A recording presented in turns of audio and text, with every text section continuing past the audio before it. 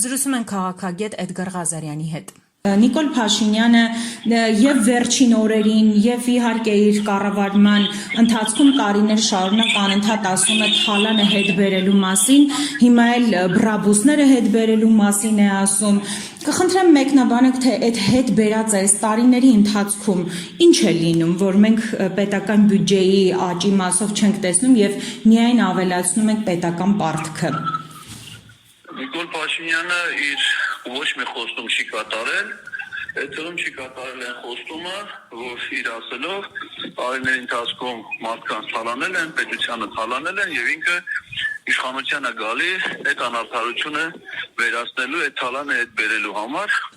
Նիկոլ Փաշինյանին պետք է հիշեցնել, որ ինքը արդեն 7 տարի է Հայաստանի վարչապետ է եւ իր տված խոստումները կատարելու համար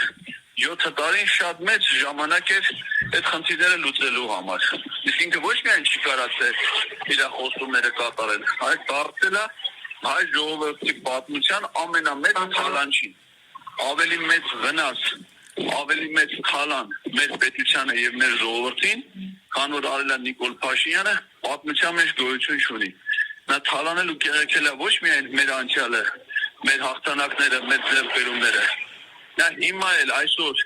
իր հարկային տերորի, իր հարկային ռեժիմների փոփոխության, հայտարարագրեր ներկայացնելու պահանջներով շարունակում է կեղեքել թալանել մեր ժողովրդին։ Եվ դրա հետ միասին նաև թալանում է մեր սերունդներին, մեր ապագան, որովհետև մեր պետության արտաքին պարտքը, հանրապես պետական պարտքը, որ կրկնակի անգամ նա ավելացրել է, դա հենց այն գումարն է, որ պետք է վճարեն մեր հետագա սերունդները, այսինքն նա թալանում է նաև մեր սերունդների ապագան։ Մենապես թալանչի հայ ժողովրդի պատմության մեջ դեռևս չի եղել։ Պարոն Ղազարյան, եւս մեկ հարց, պատահական Նիկոլ Փաշինյանը չի խոսում, չի սկսում խոսել թալանը հետ վերադարձնելու մասին։ Հիմա ինչով է պայմանավորված այդքան ակտիվ նորից վերսկսել խոսակցությունները թալանչիների, թալանի ու մնացած փոխկապակցված թեմաների մասին։ Դենք այդ թեմաների մասին երբ է խոսել վերջին անգամ Գյումրիում սպասող ընտրություններից առաջ, այսինքն այն ժամանակ, երբ որ նա պետք է գնա ժողովրդի հետ հանդիպման, մնացած ժամանակ ինքը փակում է իր շքեղ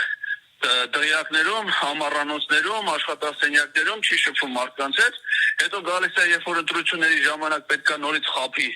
մարդկանց նրանց վստահությունը վերցնի ու ծառայեցնի թշնամուն, այդ ժամանակ նրան թվում է, թե պետք է այդ խոսույթով, այդ պրիմիտիվ ձևակերպումներով կարողանա մարդկանց խաբել, բայց կարծում եմ, որ 7 տարին բավարար էր, որպեսզի մարդիկ հասկանա, որ նա շարլատան խաբեբայի մեկն է, եւ հիմա կարծում եմ, որ շատ քիչ մարդ կգտնվի, ով կհավատա նրա ստերին։